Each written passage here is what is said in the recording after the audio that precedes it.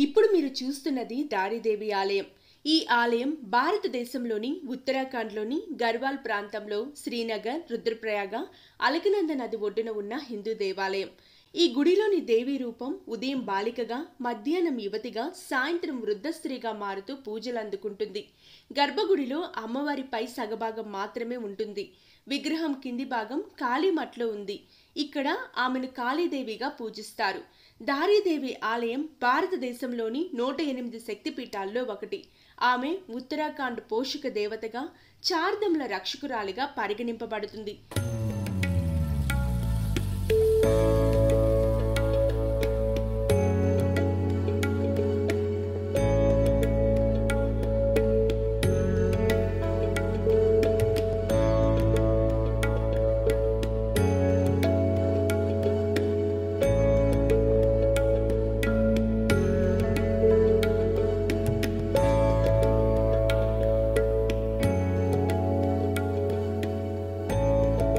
పురాణాల ప్రకారం తీవ్రమైన వరదలతో ఒక ఆలయం కొట్టుకుపోయి ఆ ఆలయంలోని విగ్రహం పైభాగం దరో గ్రామం సమీపంలో ఒక రాతిపై చిక్కుకుంది.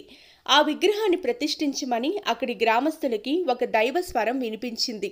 అప్పటి నుండి ఆ విగ్రహాన్ని దారిదేవిగా పూజిస్తున్నారు. దారిదేవి శరీరం కింది భాగం కాళీమఠ్ ఆలయంలో ఉంది. ఇక్కడ అమ్మవారిని మహాకాళిగా కొలుస్తారు. దారిదేవి విగ్రహాన్ని పురాణాల ప్రకారం ఏ పైకప్పు కింద ఉంచరాదు. కాబట్టి ఆ భాగం ఎప్పుడూ ఆకాశం వైపు తెరిచి ఉంటుంది.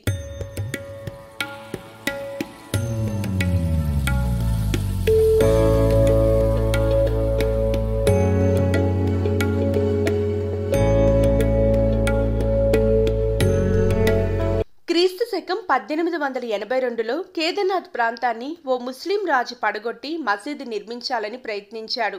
ఆ రాజు చేసిన అపచారంతో కొండ చర్యలు విరిగిపడి కేదార్నాథ్ ప్రాంతం నేలమట్టమైపోయింది. దేవి మహత్యాన్ని ప్రత్యక్షంగా చూసిన ఆ ఇస్లాం రాజు తన ప్రయత్నాన్ని విరమించుకున్నాడు.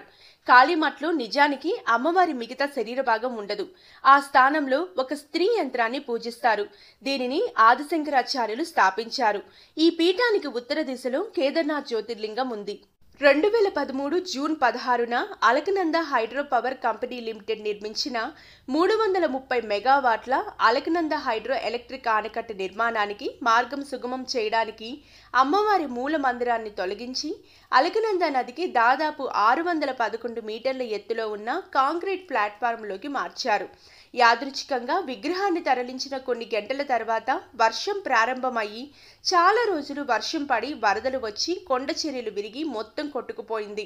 వరదల తర్వాత శిథిలావస్థకు చేరిన 330 మెగావాట్ల జల విద్యుత్ ప్రాజెక్టు కోసం దేవతను తన అసలు స్థలం నుండి మార్చబడినందున ఆమె ఆగ్రహానికి గురైందని స్థానికుల భక్తుల నమ్మకం.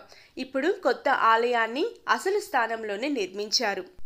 నిజానికి అమ్మవారు అలకనంద నది ప్రవాహాన్ని నియంత్రించడానికి పైనుండి కిందికి వచ్చినట్టు చాలామంది చెబుతారు. దారిదేవి అమ్మవారి ప్రస్తావన మన పురాణాల్లో కూడా ఉంది. ఈ దేవత ప్రస్తావన ముఖ్యంగా మహాభారతంలో ఉంది. ఇక భాగవతంలో ఈ దేవాలయాన్ని సిద్ధపీఠం అని కూడా అంటారు.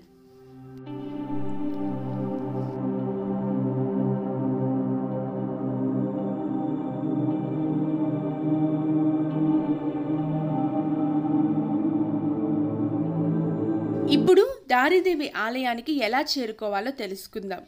ఫ్లైట్లో వచ్చేవాళ్ళు డెహ్రాడూన్ చేరుకొని అక్కడి నుండి 133 కిలోమీటర్లు ప్రయాణించాలి. ఒకవేళ మీరు ట్రైన్లో వస్తే రిషికేష్ దగ్గరగా ఉండే రైల్వే స్టేషన్. ఇక్కడి నుండి మీరు 117 కిలోమీటర్లు ప్రయాణించాలి. మీరు రోడ్డు మార్గంలో వస్తే శ్రీనగర్ నుండి 14 కిలోమీటర్ల దూరంలో దారిదేవి ఆలయం ఉంది.